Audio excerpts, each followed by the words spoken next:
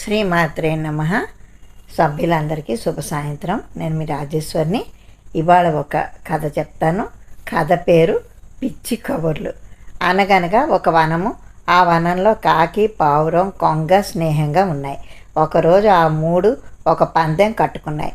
వనంలో అవి ఉన్న స్థలం నుంచి దాదాపుగా 1 కిలోమీటర్ దూరాన ఉన్న కొబ్బరి చెట్ల దగ్గరికి చేరాలి. ఎవరు ముందుగా చేరితే వారు పందెంలో నెగ్గినట్లు. ఆ నెగ్గిన వాళ్ళు ఏం చెప్పినా మిగతా వాళ్ళిద్దరూ అలా నడుచుకోవాలనే పందెం అది. కాకి, పావురం, కొంగ నిర్ణీత స్థలం నుంచి ఆకాశ మార్గాన్ని ఎగురుతూ వచ్చాయి. కొంగ ఎంతగా రెక్కలు అదిలించినా కాకిని, పావురాన్ని దాటలేక చాలా దూరం వెనకబడింది. పావురం, మిత్రమా, మనం అతి వేగంగా చాలా దూరం ఎగిరి వచ్చాం. కొంగ మనల్ని దాటిపోవడం అసంభవం. కాసేపు మనమిద్దరం ఆ చెట్టు కొమ్మల చాటున కూర్చొని కబుర్లు చెప్పుకుందాం అంది. కాకి, సరే, అది వచ్చేలోపు మనం గమ్యం చేరుకోలేమా అంది. పావురం. ఆ 2 పక్షులు చెట్టు మీదకు పోయాయి. ఏవేవో కబుర్లు ఊసులు చెప్పుకోవడంలో మునిగిపోయాయి.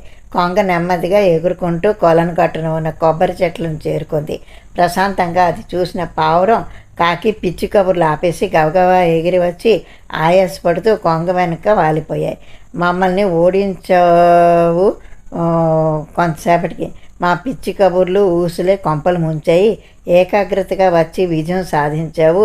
నీకు అభినందనలు అన్నాయి. పావురము, కాకి తలదించుకుని, చూసారా పిల్లలు, పిచ్చి కబుర్లు ఎంత నష్టం కలిగిస్తాయో అన్నాయి. ఇది కథ.